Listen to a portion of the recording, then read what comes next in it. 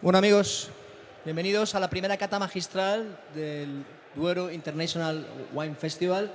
Tenemos con nosotros yo tengo que decir que es probablemente mi maestro en esto del vino y de la gastronomía, Víctor de la Serna. Fue el primer español en licenciarse en periodismo en la Universidad de Columbia, periodista de larga referencia, trabajado en los principales medios, fundador del Mundo Vino, 3 veces Premio Nacional de Gastronomía, si no estoy equivocado, ¿verdad, Víctor? Sí, es que el viejo acaba acumulando premios por viejo. Bueno, y de su mano vamos a hacer un paseo en el que vamos a cruzar la raya. Vamos a hablar de los grandes vinos del Duero, no sé si decir versus o acompañados de los grandes vinos del Douro. Es el mismo río que cambia de nombre al cruzar la frontera. Una comparación interesante. Y no sé, es una suerte enorme. Yo aquí sobro totalmente, sobramos porque aquí lo que voy a contar está aquí. Y comentar, no voy a hacer el típico comentario de la retronasal y no sé qué. Sencillamente tenemos 6 grandiosos vinos, 3 españoles y 3 portugueses de lo mejor que se hace en el Duero. Y los vamos a catar para comparar cómo influyen en los dos lados de la frontera los condicionamientos históricos y de suelo y de uva, que son tan distintos. Para resumir, el Douro portugués es una zona reducida con un único terruño dominante, la pizarra, y una gran variedad de uvas. El Duero español es un territorio larguísimo, con una variedad de terruños que enloqueció a nuestro maestro Pascal Delbecq cuando estaba distribuyendo los terrenos de Abadía Retuerta y hizo como 70 parcelas, cada una de ellas correspondiente a un tipo de suelo diferente. Y en cambio, una uva dominante durante mucho tiempo, el Tempranillo, con algún toque de Cabernet para honrar a Vegascilia. O sea que los dos conceptos son tan diferentes como es normal en todos los grandes ríos del vino de Europa, el Rin, el Ródano, el Loira, porque van cambiando a su largo y no hay una uniformidad. Y está muy bien por comparar todo lo mejor de los dos tipos del tipo castellano del Duero y del tipo portugués del Douro y decidir qué es lo que preferimos o que sencillamente son dos formas muy buenas de ver. Península Ibérica Wine Challenge. Wine Challenge, totalmente. Y tú eres pues como el comentarista deportivo, ¿sabes? Gol de Iniesta. Sí, bueno, últimamente los goles los meten Mbappé desde fuera de juego. Sí. Bueno, no sé por qué vino vamos a comenzar, porque nos hagas una breve semblanza.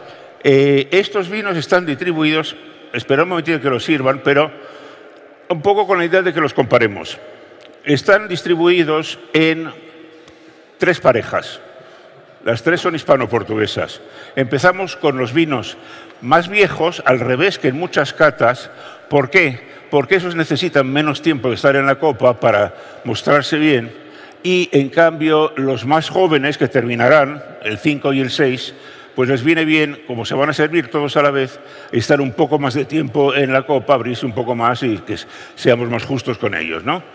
O sea que, digamos, 3 parejas, y en cada una de ellas un vino portugués y un vino español. Como manera un poco también curiosa de ver los orígenes históricos y cómo se desarrolla uno y otro, grandes vinos en este lado, hasta que empezó Vega Sicilia, que empezó en 1860, pero hasta principios del siglo XX, cuando vino un jefe de bodega de Rioja y cambió la forma de hacer el vino, ¿no? Nació el gran Vega Sicilia, pues no había. Y Alain Huets de Lamps, del cual se ha hablado esta mañana, decía que el problema de los vinos del lado español del Duero, que no duraban un año. Se ve que el Tempranillo con su poca acidez, si lo dejas demasiado madurar, se cae pronto, tal, y era famoso, decía que no. Entonces, que en Valladolid, hace no tantos años, en 1950, pues tenían que, después del verano, tenían que empezar a traer vino de otros sitios porque ya se había acabado el local. Fíjate que vamos a hablar de Vega Sicilia, que probablemente era en sus inicios, por la composición varietal, tenía Malbec, tenía otras variedades, sí, están un poco alejadas de lo que entendemos ahora por Ribera, que es Tempranillo, ¿no? Bueno, el país. Ellos, el Malbec, creo que tienen 2 cepas de Malbec, para decir que tienen Malbec, o algo así. Usan un poquitito, muy poquitito, 5% de Cabernet Sauvignon en el único, y un poquitito más, quizá un 10% de Merlot en Valbuena. O sea que eran, pues bueno, son cosas tradicionales por las cuales también, pues bueno, cerca de ahí Abadía Retuerta sí que está haciendo vino con más variedades. Existe eso, pero en fin, esencialmente es tierra de tempranillo con suelos muy diferentes, altitudes muy diferentes, y esa es la situación en el lado español. En el lado portugués la cosa cambia porque ellos no han hecho vinos secos hasta hace muy poco. Ahí hacían, hace 300 años, grandes vinos de Oporto. Grandes vinos dulces. ¿El Barcabella de qué año es aproximadamente? El Barcabella del año 52 o así, del siglo XX. O sea que es casi un siglo más joven que Vega Sicilia. Y, por cierto, bueno, desgraciadamente el único vino que yo había seleccionado y que finalmente no pudimos tener aquí hoy es el Barcabella. Los demás están, por fortuna. Te dejo un minuto porque voy a ver si consigo unas copas de vino para poder tener el vino de la copa. Dame un minuto, por favor. ¿Y qué pasó en el lado portugués?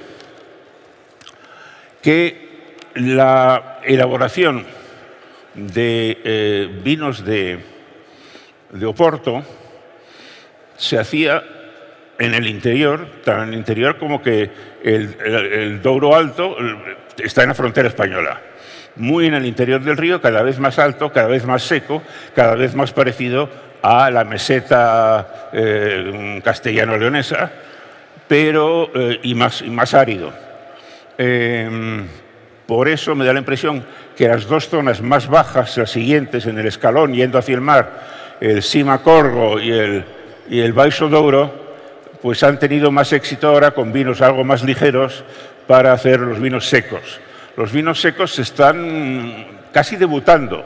Es curioso, mientras que nosotros, en ambos lados si quieres, porque se hacían pocos vinos secos de gran calidad en la Ribera y pocos en Portugal. Y hemos descubierto en ambos países el interés del vino tinto seco. Y ya no hablo del blanco, que en Ribera hasta hace unos 14 minutos no han decidido que podían hacer vino blanco. Fíjate que justo ayer comentábamos cenando que en los inicios de la proto-Ribera del Duero, cuando se estaba gestando la denominación de origen, a principios de los 80, los primeros papeles sobre cómo debería ser esa denominación de origen, lo que reflejaban era lo que era el vino habitual de esos pueblos, que era el clarete. El clarete.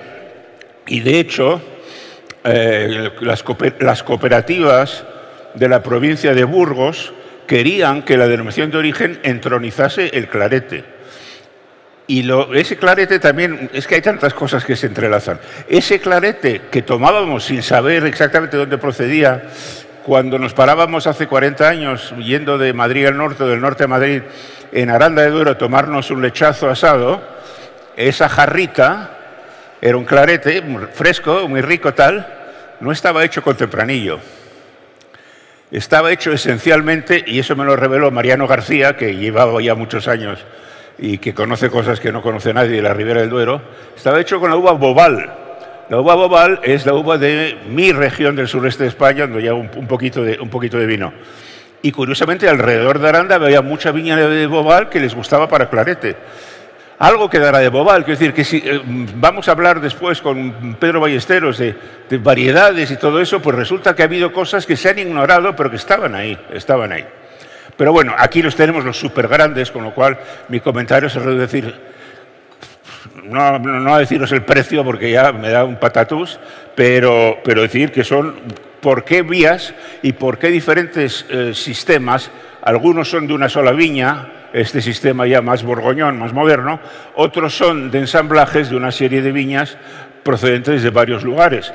Fue eso incluso, yo no sé cuál es la situación actual en Vega Sicilia, porque hasta hace relativamente poco Vega Sicilia nunca se nutrió únicamente de sus propias viñas, de la finca, son muchos, 240 hectáreas, pero en La Liguera y todos estos sitios de buenas viñas cerca de allí, vendían viña vieja a Vega Sicilia. Bueno, entonces veo que todavía está tardando la cuestión del servicio. Hablemos un poco más de esta gente. Bueno, ¿por qué has hecho esta primera pareja, este primer emparejamiento? Es por la edad. Por la edad. Estamos yendo de más viejo a más joven. Claro que hay varios vinos del mismo año, con lo cual, pues bueno, están en medio. El vino más antiguo, curiosamente, y el único que no ha salido al mercado todavía, de los que tenemos a catar aquí, es el número 1, el Vega Sicilia, porque es el 2012, cuando todavía está el 2011 en el mercado. Pero claro, Vega Sicilia saca sus vinos normalmente, salvo años excepcionales y raros, recuerdo yo el 70, lo saca a los 10 años. Con lo cual supongo que ahora, al principio del año que viene, tendremos este Vega Sicilia. Y el Curriculum Vitae, que es un vino especialmente querido y relativamente reciente de Cristiano Van Zeller, pues es del 15. Tenemos después 3 16 y un 17. Fíjate que es curioso que tenemos dos de los grandes nombres propios del Douro, son de origen holandés. Bueno, Van Zeller y Van der Niepoort.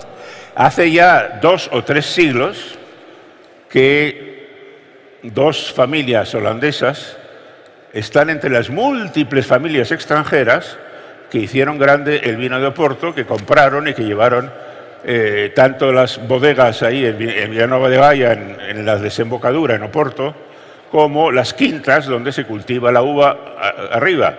Y hay muchos británicos, todos sabemos, Taylor, etcétera, pero en este caso tenemos 2 familias holandesas al cabo de los años, y además creo que mantienen pasaporte holandés, los Van Zeller y los Van der Niepoort. En el caso español tenemos 2 vinos producidos por extranjeros también, y no son 300 años, es producto de este nuevo y reciente interés de tanto viticultor joven de otros sitios, y particularmente de Francia, pero también de Argentina y de sitios lejanos también, por venir a España a hacer vino. O sea que tenemos un vino de Toro hecho por un francés, Anthony Thérain, y un vino del límite oriental, casi ya fuera de Castilla y León, del Duero español, que lo hace Bertrand Sourdet, un viticultor del Loira francés que tiene el valor de estar llevando viñedos y bodegas en el Duero medio español, en el Duero oriental español, en Atauta, en la zona fría y alta de la provincia de Soria, y en su Loira natal. Y bueno, pues eso quiere decir que los europeos hemos estado muy viajeros siempre en lo del vino. Y además también es importante señalar, no sé si cuando me he despistado un poquito para ir a por mi vino, si hemos hablado un poquito de la composición varietal, sí. Cómo se produce ese cambio al cruzar la raya. Pasamos del reino de la tempranilla. Vamos a ver un poco cómo es. Las concepciones son muy diferentes, claro. Es que hay vinos que han sido concebidos en los 10 últimos años. Cuando la gente tiene una conciencia del terruño, de la viña, del lugar, que antes no se tenía. El ensamblar vinos de múltiples viñas diferentes es un hábito clásico de Rioja, de Napa, pero ahora los nuevos vienen a hacer esto otro. ¿Qué pasa? Que o es buenísima esa viña y puedes vender el vino caro, o no merece la pena. Porque hacer 3.000 botellas de un vino a 4 euros, pues tú dirás lo que sale, ¿no? Pero, y el trabajo que te da una sola viña. Entonces, cuando identificas una gran viña, la suerte que tienen en Francia, particularmente en Borgoña, es una clasificación que te dice ya de entrada prácticamente el precio mínimo que va a tener tu vino. Porque si está en un village, pues oye, de 20 euros no baja. Si está en una viña con nombre pero sin clasificación, lo que llaman un lieu-dit, un paraje, está a 30 euros. Si está en un Premier Cru, de 40 no baja. Si está en un Grand Cru, ni se sabe de lo que puedes pedir. Entonces, aquí no tenemos esto todavía. Entonces, tú te lanzas una viña de un solo paraje estupendo para ti, pero si el mercado, que no conoce para nada la región donde estás trabajando, porque el mercado en España conoce Rioja, Ribera, Rueda y Rías Bajas, pues a lo mejor tu pequeña viña de un solo lugar no va a valer gran cosa. Estos valen todo eso mucho. Mi padre decía que en España la gente que va a beber vino a los restaurantes o a los bares es RQR. Rueda, Ribera, Rioja, Rías Baixas, ¿no? Y Rueda y Rías Baixas últimamente. Y luego, una cosa que a mí me sorprende habitualmente en algunas etiquetas de grandes vinos portugueses es que como son viñedos viejos en complantación y a lo mejor hay no recuerdo la cifra exacta de variedades admitidas en el Douro, pero son 100 y pico, 118, 116, no lo recuerdo de cabeza. Y a veces me he encontrado con etiquetas tan curiosas como una que me decía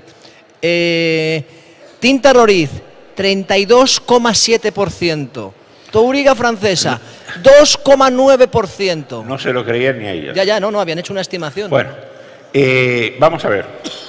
Aquí tenemos los primeros vinos, los dos más antiguos, los que se supone que necesitan menos oxígeno para estar adelante. Y aquí tenéis el uno, Vega Sicilia único, el vino misterio, porque sé que nos faltan detalles en el programa que tenéis, y el segundo, el CV, el Curriculum Vitae de Cristiano Vanzeller del 2015.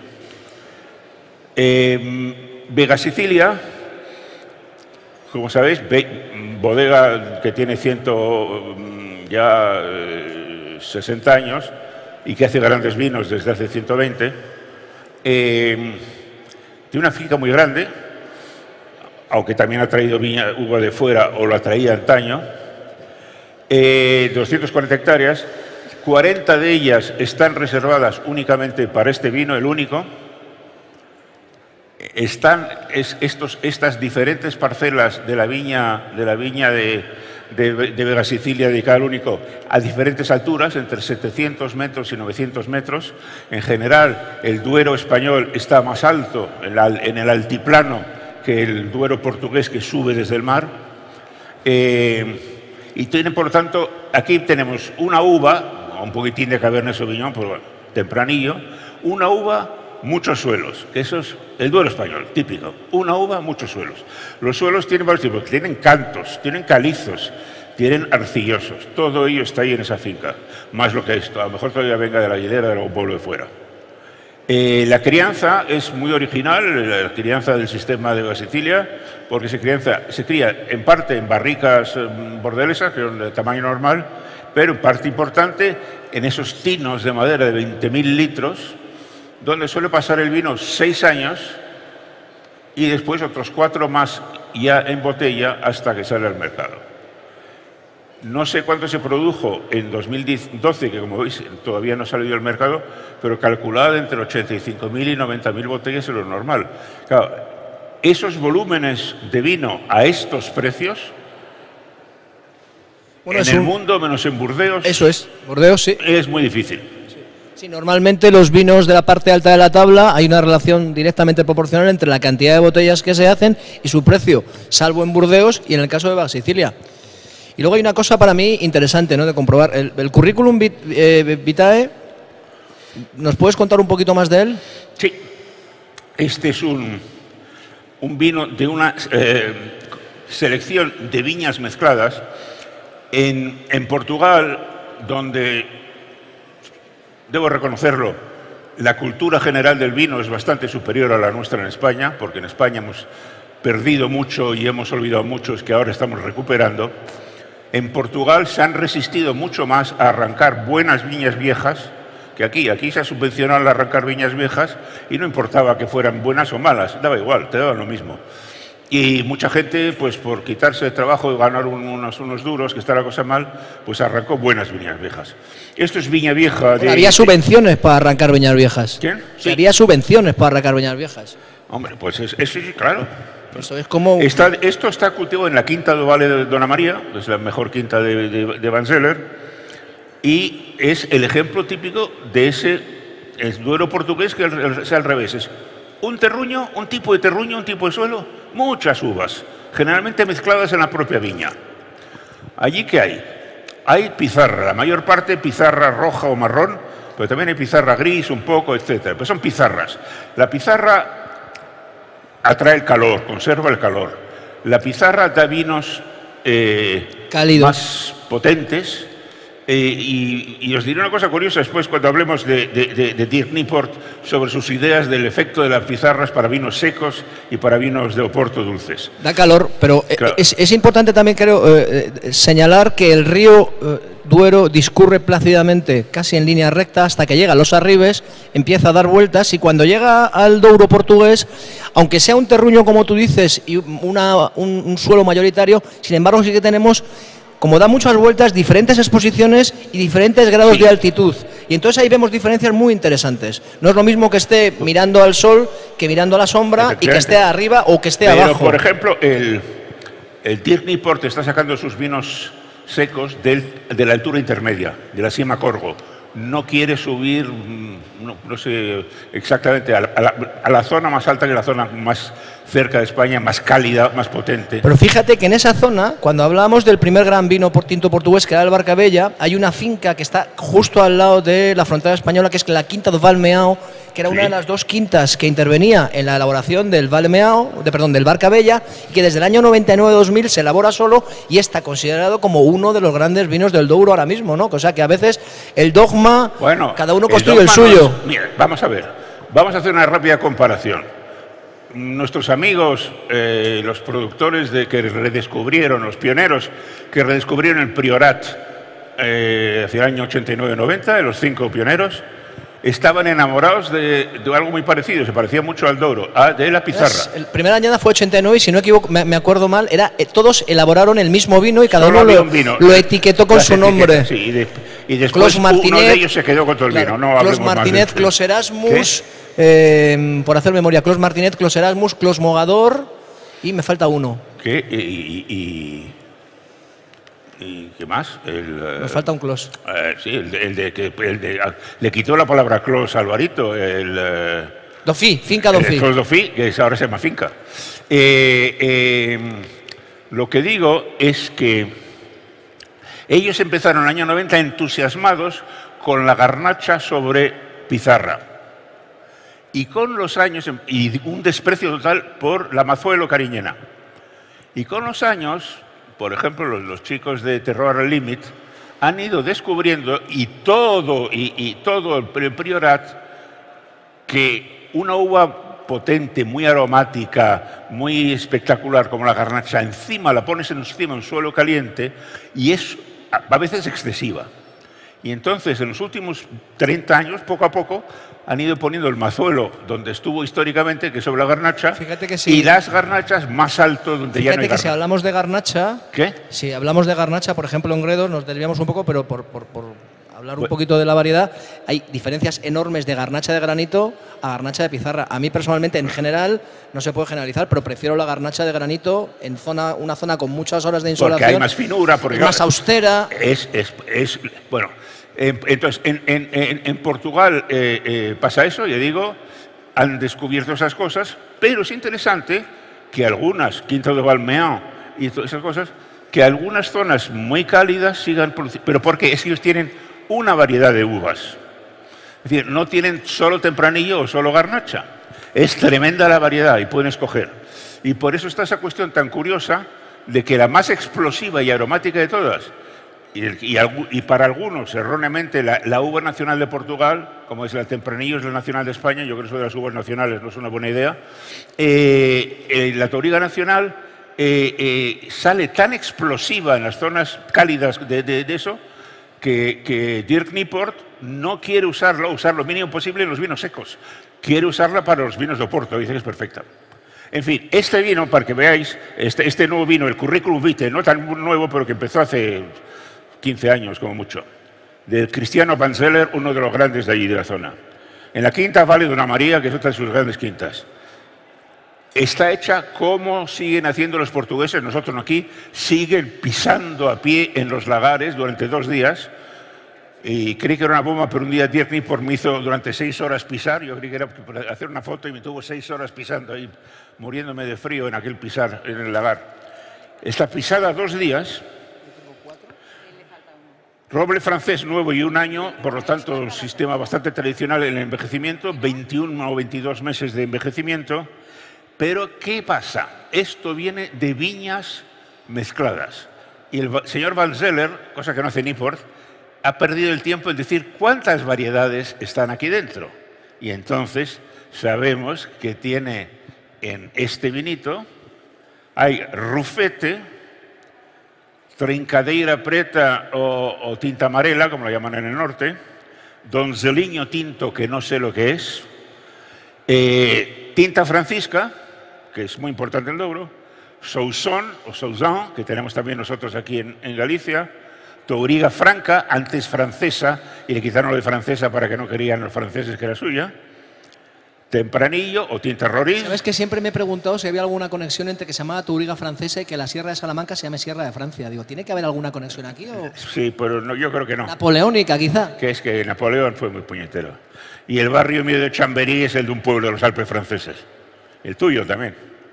Bien, Tour Nacional. 15 grados me pone aquí, con lo cual, pues, tiene un grado más que el Vega Sicilia. Y producción total, 8.000 botellas. Ya no estamos en los rangos de Vega Sicilia. Pues aquí veis. Múltiples terruños, una uva, un solo terruño, muchas uvas. Mezcladas y vinificadas juntas.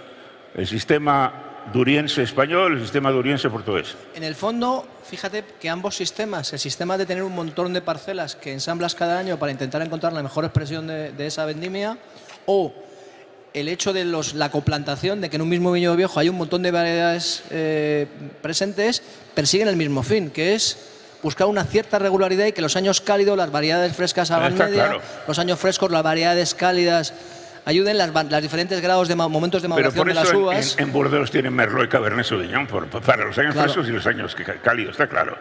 Bueno, ya tenemos también servida la segunda pareja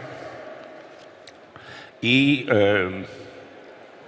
me habían pedido que tuviéramos una representación lo más amplia geográficamente del Duero español y que no fuera solo Ribera del Duero, también me dijeron.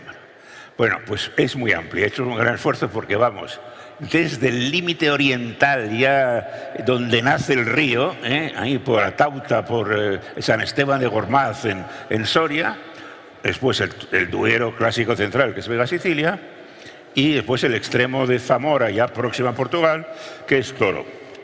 De Toro procede el vino número 3, que es La Cuesta de las Musas, 2016, de Anthony Terrain. Anthony Terrain es un apasionado viticultor francés que descubrió Toro y se quedó. Y que esto es, de nuevo, vino de una única viña. Es el concepto borgoñón, una vez más. La Cuesta de las Musas, una cuesta, como su nombre indica, muy vieja, toda la uva tiene entre 70 y 100 años, justo después de la replantación post-filoxérica, 5 hectáreas, que no está mal, de arena sobre roca caliza. O sea que aquí ya tenemos un terroir muy diferente del portugués. Y un desafío diferente. El tempranillo está plantado en vaso y de pie franco, que ha tenido muchos problemas Terrain porque lucha para que se permita, no sé cómo está la situación ahora, para que se vuelva a permitir plantar de pie franco. Y hubo un momento que estaba prohibido, que había que plantar solo uva, pie americano, con portainjertos. Bien, no sé si es cierto, pero me aseguro esto, que vendimiado en agosto, este vino tiene 11,6 grados. Como si fuera del Rin. Yo recuerdo con Antoine, no sé si llamarle Antoine o Antonin Terrin. Siempre me lío con esto. Anthony Terrin, que el desafío en una zona como Toro, con tanto calor, era la búsqueda de la elegancia. Y en esa búsqueda también es el momento de vendimia, la madurez fenólica, el grado alcohólico. Y bueno, sus vinos es verdad que suelen ser de los más elegantes de Toro. No está fermentado en acero ni temperatura controlada, está fermentado en tinas pequeñas de cemento, 2 años en roble francés. Ah, no, que he dicho, no, que 11,6, no, 11,6 es del Nipor. Olvidaos que esto tiene 16 grados, lo siento. No es lo mismo, 11,6 que 16, lo siento, perdón. Y su producción total, aquí tenemos un pequeño vino lujoso que no vamos a encontrar en todas las tiendas, 1.300 botellas. ¿Qué te parece el Dominia? Bueno, a mí me parece que en el mundo del vino, como en todo, hay modas, ¿no? Y entonces ahora parece que lo que dicta la corrección política en el mundo del vino es que el vino tenga un grado alcohólico bajo. Cuando al final, para mí eso, a lo mejor se me echa mucha gente encima. en realidad carece de importancia. En el vino siempre se busca el concepto de equilibrio, de elegancia, de integración del alcohol. Y tú no puedes hacer en una zona con las horas de sol que tiene Toro un Borgoña, por mucho que quieras hacer un Borgoña, con poquito color, con poquito alcohol.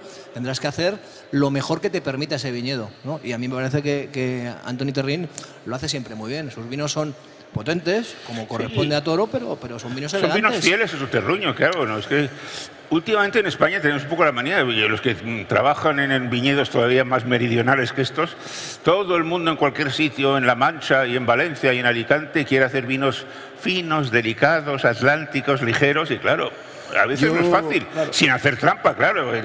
No le eches agua ni le eches ácido. Yo siempre me acuerdo de aquel anuncio de Carl Lewis, de una marca de neumáticos, que decía: la potencia sin control no sirve para nada. Y esto es aplicable a estas zonas con muchas horas de sol y con variedades que dan alcohol. Bueno, el cuarto vino, el segundo de esta pareja, es un vino que lleva poco tiempo haciendo la Sograppa, la casa ferreiriña toda la vida. Se llama Antonia Adelaide Ferreira Tinto. No es tan bueno como el Barcabella, que yo había querido, pero no hemos podido tener el Barcabella. Pero es un homenaje a Doña Ferreiriña, ¿no? Que fue un poquito la inventora de... A Doña Antonia. A Doña Antonia. ¿No es la misma Ferreiriña? No. Pregunto, desde la ignorancia. Yo, a lo mejor Doña se llama Antonia, no sé. Antonia Adelaida. Antonia Adelaida se llama esta señora. Bueno, este es interesante porque otra vez procede de múltiples. Es que Sograppa tiene muchísimas quintas buenas en el Douro para hacer vino de Oporto y vino seco. Este vino, que está vinificado en la famosa Quinta de Aleda, procede de varias parcelas muy buenas de la propia Quinta de Aleda y de las quintas de Seixo, Caído, Sairán y Porto. Y aquí sí que saben el de que yo creo que no viene de viñas mezcladas, sino de viñas monovarietales, porque está muy medido, pero es interesante porque te dan el porcentaje de viña mezclada. Eso también me ha gustado. ¿Con decimales también o no? ¿Qué? ¿Con decimales? Tiene Touriga Nacional como principal, Touriga Franca, Sousson, que debe tener como un 10-15%, y un 25% de viña mezclada, de viña vieja mezclada. Uva despalillada totalmente. Los tiempos modernos, en vez de pisar, como me obligaba a ponerme un bañador y pisar, es decir, ni importa en su bodega, bazuqueo con robot y 2 años en roble francés. Producción 4.400 botellas.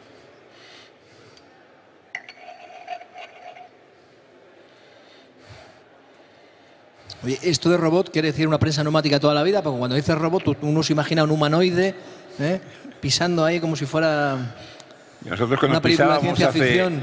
Pisábamos hace 20 años ahí, había un pick-up, una grabadora de esas de los viejos tiempos, con música popular portuguesa, y todos bailaban ahí dentro de la uva. Yo no sé si a lo mejor alguien tiene alguna pregunta. Yo me acerco con el micrófono. Si alguien quiere comentar algo, tiene alguna pregunta, estamos a vuestra disposición. Estamos a vuestra disposición para levantar contestar la mano si estáis al fondo, porque si no nos veo. Cualquier pregunta. We'll be happy to answer any question in English. Cuidado, nous serons extrêmement heureux de répondre à n'importe quelle question en français. Cuidado que el que pregunta sabe lo que da. De rispondere a tutte le domande in italiano. Víctor, cuidado que la persona que pregunta es Joao Roseira, es viticultor también allí y sabe lo que dice. No nos hagas preguntas difíciles. No. Gracias, Víctor, por todo que has explicado del Douro. Solo, no tanto una pregunta, pero una adición, digamos. Es que, además del Vale do Douro, en Douro, cada afluente tiene su propio terroir casi, ¿no? Y aquí, en el caso del Val Dona María, ya estamos en el Val del Torto. Casi solo para decir eso. Sí, pero... ¿Y qué características tiene ese afluente con respecto a otras zonas más conocidas del Douro? Este es un poco un aporte porque, siguiendo con lo que ha explicado Víctor, que de la, vamos a decir, la homogeneidad de los suelos, Lo que pasa con los afluentes es que casi siempre cambia un poco las 25 o las 20 variedades de un río al otro. Entonces, hay pequeñas zonas de granito también, ¿no? Sí, sí. Diría, no sé, un 5-10% de granito y el resto pizarra. Y no voy a alongarme más, era solo para notar eso. Muchas gracias.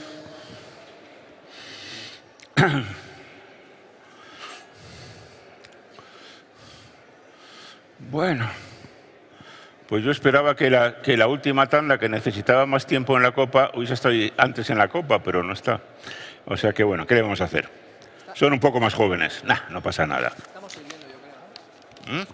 ¿Estamos sirviendo? ¿Ya tenemos todos Tenemos el quinto, no? yo creo. Yo creo que vamos a pasar al sexto. Bueno, la última pareja son un vino del 16 y uno del 17, el más joven todo. El vino portugués hecho por un holandés que no sabe hablar holandés sino alemán, y el vino español hecho por un francés que habla francés, español y ligérien, que es la lengua del Loira. ¿El quinto vino cuál es? ¿Cuál es el vino? ¿La etiqueta cuál es? El quinto vino es un vino que hace desde hace relativamente poco tiempo, está entre sus super top, por encima de Batuta y esto, Dirk Nijport. Se llama Turris, Nijport Turris 2016. Está en el Cima Corgo, es decir, en la etapa intermedia de las tres de subida de los viñedos del Douro hacia la frontera española. Es una sola viña, plantada en vaso, antigua, con mezcla de castas. Dirk nunca dice que ni se preocupa de mirar cuánto hay de tal y de cual, que están mezcladas y que para él le va bien. Con una densidad muy grande que me ha llamado la atención para una viña tan vieja, 8.000 cepas por hectárea. Eso es casi Burdeos. Y pizarra. La altitud no es para nosotros muy grande, pero para el Douro está bien, 450 metros. Pero aquí sería interesante la orientación, porque con esa altitud la orientación es muy importante. Dice que toda la uva que saca de esta viñita antes iba al Batuta y ahora la has separado para hacer un vino con eso. 2.600 botellas, nada más. Y está criado, ahí está ya como yo, que está criado todo él en fudres viejos comprados en el Mosela.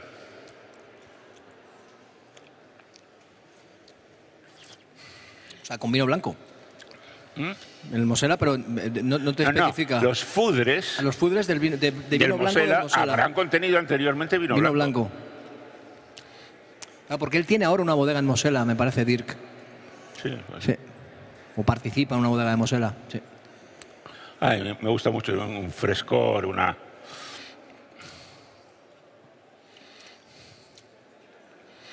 Después podéis buscar en Google los precios de algunos de estos vinos. A mí me da un poco de mareo alguno de ellos.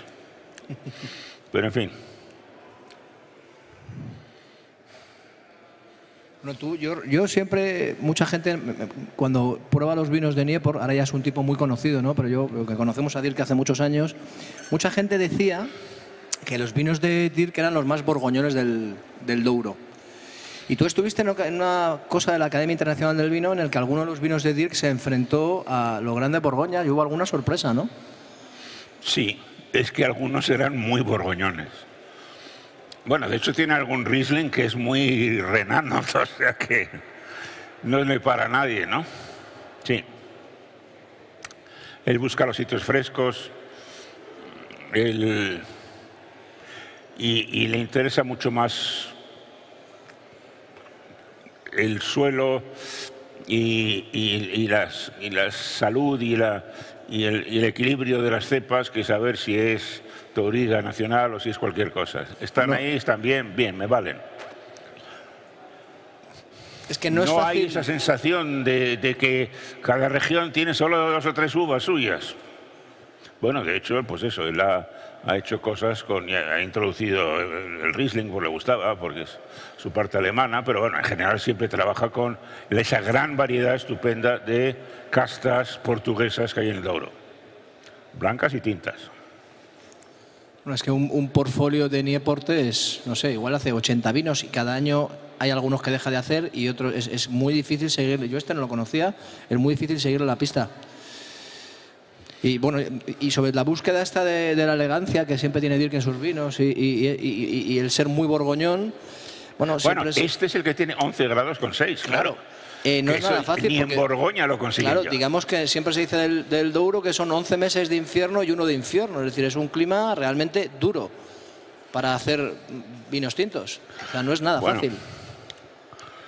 Y para terminar, otro vino español muy lejos geográficamente del de Dirk. Porque esto viene de la zona de Atauta, en Soria, el límite oriental de la denominación de origen Ribera del Duero, y ahí vino a trabajar durante algún tiempo a una bodega que ya existía, este enólogo francés, nuestro amigo Bertrand Sourdet, con mucha experiencia porque tiene la casualidad de que su familia tiene una finca vitícola y con muy buena reputación en el Loira, en Francia. Y como persona del Loira, de una zona generalmente fresca, pues le atraía un trabajo en la parte más fresca de la ribera. Aquel trabajo no duró mucho tiempo porque cambió de dueños la bodega, pero como pago de finiquito para Bertrand, pidió quedarse con 2 o 3 viñas pequeñitas que le gustaban mucho, y una de ellas es la Diva. Fíjate que para mí, no decir el primero no, pero para mí uno de los primeros en este fenómeno de la recuperación del clarete de Ribera del Duero fue precisamente Bertrand Sourdet con ese Le Rosé y su hermano pequeño Roselito, que era un clarete que por primera vez, de los pioneros en la zona, para el rosado o para el clarete no utilizaban las viñas más jóvenes, las peores viñas, empleaba viñas viejas de las buenas. Él utiliza en esa zona, está esta uva interesante, no es la mejor del mundo, pero es una buena uva, que es la Albillo Mayor, no confundir con la Albillo Real que tenéis. No, vosotros tenéis Garnacha Blanca. La Albillo Real de Gredos. No, esta es la Albillo Mayor, conocida en Rioja como Turruntés, y que es la uva que por fin el Consejo Regulador de Ribera del Duero, en un esfuerzo tremendo, ha decidido que aceptaba que se hicieran vinos blancos, favoreciendo en particular la utilización del Albillo Mayor. Y entonces, es que este vino tiene un 17% de uva blanca. El resto es tempranillo viejo, es una viña en vaso, de nuevo, como el otro anterior, curiosamente, de Anthony Teguin, arena sobre roca caliza, y... Yo reconozco que aquí me pierdo porque no sé a partir de qué porcentaje de mezcla de uva blanca con tinta se considera, considera que es un clarete o es algo que se deja al libre albedrío. No se considera nada, tú dices lo que es. Tú dices que es clarete y es clarete y dices que es tinto, es tinto. Mis vinos, que como verás son todos tintos, varios años han tenido tanta uva blanca como este de aquí. Por no decirlo. Como nosotros no jugamos con eso. Pero en fin, aquí lo dice claramente, 83% tempranillo, 17% Albillo Mayor, 14,04 grados de alcohol, vendimia en septiembre y criado 20 meses, ahí se nota eso exclusivamente en roble francés de François Frère, no de otro. Depende de la denominación de origen. Bueno, ella quería hacer una aclaración. Bueno, a lo mejor Carlos lo puede contar mejor que yo, pero no hay una norma unívoca, por lo menos en Castilla y León, para considerar un clarete. En muchos casos depende de la denominación. En muchos casos ya no se distingue clarete de rosado, depende de la maceración, y se permiten utilizar uvas blancas y tintas. Pero tendrías que ir denominación por denominación para saber el porcentaje permitido y si se permite porcentaje o es el tipo de elaboración. Esto varía en todas partes, sí. Muchas gracias. Bueno, no sé si alguien tiene algún comentario o alguna pregunta más. Yo creo que hay algún... No sé si hay productores que están haciendo vinos de nuevo y anunciándolos. Yo no sé si Jorge Monzón está entre ellos, que ponen directamente ya otra vez clarete. Es que ya se puede poner, antes no se podía y ahora ya se puede poner clarete, ¿no? Venga, Carlos, ilumínanos. Bueno, el tema de los rosados y los claretes ha cambiado mucho. Bueno, soy Carlos Villar de Bodegas Protos y sí que esto que nosotros denominamos uno clarete y a otro rosado como tal. Hoy en día significa exactamente lo mismo. En el pasado no, porque el pasado era diferentes variedades, elaboración en tinto, elaboración en blanco, o sea, sí, con o en ausencia de viejos. Pero la reglamentación ha ido cambiando poco a poco y las denominaciones de origen también lo vinculan. En Ribera Duero, por ejemplo, no puedes utilizar más de un 25% de otra variedad para no hacer un vino de Ribera Duero, de tempranillo, ¿no? Entonces pasaría también con el clarete como tal. Pero bueno, eso cambia en muchas zonas. Pero se está reivindicando otra vez la afección de clarete, remomerando también esa mezcla también de variedades que había en el pasado en muchos viñedos. Lo curioso es que hubo una época en que ni Rioja ni Ribera del Duero creían en el vino blanco.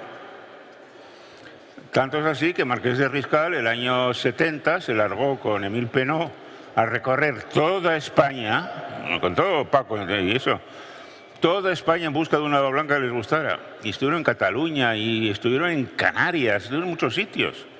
Y Penaud se paró en rueda y dijo, esto me gusta. Y le gustó una viña que se llama Martín Sancho, que era la viña más vieja de puro verdejo que había, porque era muy poquito verdejo de primera calidad, porque estaba aquello lleno de replantación, lleno de palomino y lleno de viura. Viura sobre todo.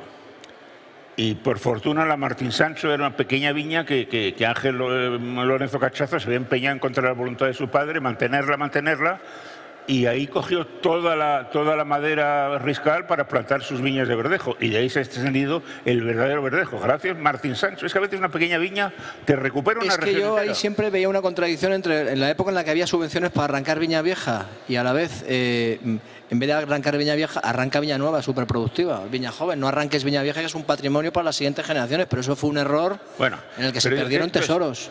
Ahora, es que en Rioja, durante 14 años... prohibieron plantar uva blanca. 14 años prohibiendo plantarla. Querían... Y ahora de repente, bueno, han llegado al extremo de que han admitido que Sauvignon, Chardonnay y Verdejo. Tú me dirás, pues bueno, allá ellos. Ribera del Duero también. ¿No? Porque, bueno, eso está Rueda que lo hace bien. Pues chico, tú también, si puedes hacer blanco, haz tú también blanco. Y Rueda ha aceptado hacer vino tinto. No sé, pues se ve muy poco Rueda tinto, pero ¿por qué no? Si hay buenas viñas de tinto hay que hacerlo.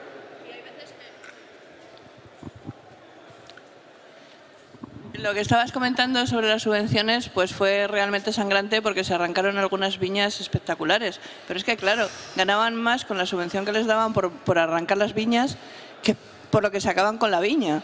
Porque una de las cosas que se ha comentado al principio ha sido los precios que se pagan en muchos casos la uva. Pero hay otras cosas, como las prohibiciones por parte de los consejos reguladores de utilizar algunas uvas autóctonas para elaborar vinos. Por ejemplo, en la denominación de origen Toro se acaba de aprobar ahora, recientemente, no ahora mismo, la posibilidad de hacer vinos tintos con garnacha. Pero es que hasta hace un par de años la garnacha no se podía utilizar más que para vinos rosados o claretes o en un máximo de un 25% para los tintos. No había posibilidad de hacer vinos tintos. Eso en Ribera, dice. Estoy hablando de Toro. Ah, en Toro. En Toro. La garnacha, que ha sido una variedad, más, sí. Ha sido una variedad endémica, de las más tradicionales, de las que tenía mucho la gente porque es muy resistente. No solamente es muy resistente. El problema es que me decía Mariano García cuando empezó en Toro que él había visto casos de dificultad de maduración de la garnacha, quizás por la dureza del clima. Claro que tiene dificultad de maduración, hay que saber esperar, pero te da unos vinos fantásticos. Él se quejaba, Mariano, de que todo el vino se hubiera que hacerlo con tinta de Toro, que le parecía monótono, que vendía muy bien. Claro, Mariano tiene uno de los mejores cupajes. A mí me parece un vino fantástico que se llama Prima, que tiene tinta de Toro y tiene garnacha. Pero lo que quería comentar era que también... He oído en un sitio que un productor de Toro, que no nombraré y que prefiero nombrar porque es eso, hace un vino muy rico en el cual hay tinta de Toro y hay Touriga Nacional. Pero no entraré más en el tema. Yo tampoco voy a comentar esas cosas. No comentaré lo que quería comentar es que... Porque yo fui el introductor. La prohibición de no utilizar la garnacha hizo que se arrancaran muchas viñas. Bueno, tenemos por ahí otra pregunta. Que ya es legal en España la Touriga Nacional, ¿eh? Os lo digo, que lo han conseguido nuestros amigos de Alvear. Bueno, buenos días. Soy Santiago Mora de Rueda. Solamente una apreciación. Antes ha hecho una referencia, Víctor, al Martín Sancho, la primera viña que se fijó en Milpinot, y hace referencia a un productor. Había una pequeña, solo por decirlo, es Ángel Rodríguez Vidal. ¡Ay, Vidal, perdón! Y además yo creo que es de justicia porque tenemos Ángel Rodríguez Vidal, perdón. Tenemos aquí yo conocí a Ángel por aquel entonces, Dios mío, sí. Y está aquí nos decía, me decía Ángel Rodríguez Vidal, tenemos que estar agradecidos toda la vida a Marqués de Riscal porque nos ha hecho ricos a todos. Bueno, pues está aquí y voy a pasarle el micrófono a Ángel, a su hija, a Conchi, porque yo creo que es de justicia también que ella pueda presentarse y conocerte también. Hola, buenos días. Sí, efectivamente, soy la hija de Ángel Rodríguez. Y sí, es verdad lo que ha dicho antes, que hay una pequeña viña que la mantenemos, que se llama Martín Sancho, en el Pago Martín Sancho, y que la mantenemos. Y de ahí sacaron los palos para injertar, efectivamente, Paco, el señor Hurtado de Marqués de Riscal, y mi padre también el resto de viñedo que ahora mismo mantenemos, que tiene pues 65 años, que él lo plantó con los portainjertos, como ahora han estado diciendo, eligiendo para cada tipo de suelo, como ahora dicen, y en su día mi padre hace pues esos años, él eligió un portainjertos diferente para cada tierra, para cada suelo, como ahora han bien dicho en todas las conferencias que hemos oído, eligió un portainjertos diferente dependiendo el terreno que era, y en ello luego injertó él, haciendo las púas en casa, injertó el verdejo, que hoy día es el que nosotros tenemos y con el que elaboramos una pequeña producción del vino Martín Sancho. Muy bien, gracias. Tenemos, mi mujer y yo, la suerte de tener unos amigos que en su casa del Escorial solamente tienen un vino blanco, que es Martín Sancho, y nos invitan con frecuencia y aprovechamos para darle al Martín Sancho.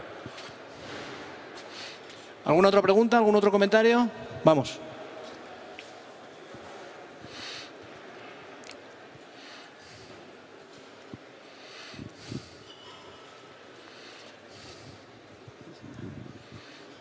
Buenos días, soy Javier de Bodega Rodríguez Sanzo, y volviendo al tema que ha dicho Inma de la garnacha en toro, sí quiero asentir en este tema. Pues la garnacha ha sido uno de los grandes descubrimientos o redescubrimientos en toro. Estamos hablando de frescura, estamos hablando de complejidad, estamos hablando de dar a las variedades autóctonas una composición mucho más intensa. Y gracias a ciertas bodegas, entre las que yo me considero, gracias a gente que tenemos aquí como Pedro Ballesteros, como el director técnico del Consejo Regulador, Santiago Castro, que está también aquí, hemos conseguido que la garnacha sea un componente actualmente imprescindible para ciertos vinos de toro. Y no solo se queda ahí, estoy de acuerdo contigo, Víctor, que caben más variedades, Touriga o la que sea, hay que abrirse a lo que sea. Y ahí vamos un poco también a lo que quiero hablar sobre ciertas modas o caprichos de ciertos formadores de opinión, que estamos hablando de vinos frescos, de vinos fáciles de beber, fáciles de entender, pero no todo puede ser fresco, no todo puede ser fácil, no todo puede ser atlántico. Cuando eres luchador de sumo no puedes pesar 15 kilos. Entonces, caben otras opciones, pero sobre todo lo que sí que tenemos que tener en cuenta es que lo que da nuestro terreno es lo que da, y habrá que arroparlo, habrá que cambiarlo, habrá que decorarlo, pero no nos olvidemos de que hay mucho consumidor, muchísimo consumidor, que sigue pensando que lo que está tomando es lo que le gusta. Es decir, un vino de toro gusta porque es toro, un vino de ribera gusta porque es un vino de ribera. No queramos hacer un Borgoña donde no se puede hacer.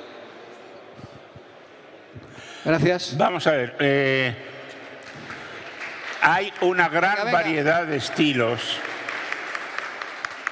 en zonas de la que hablamos ahora como Borgoña. No hay un Borgoña.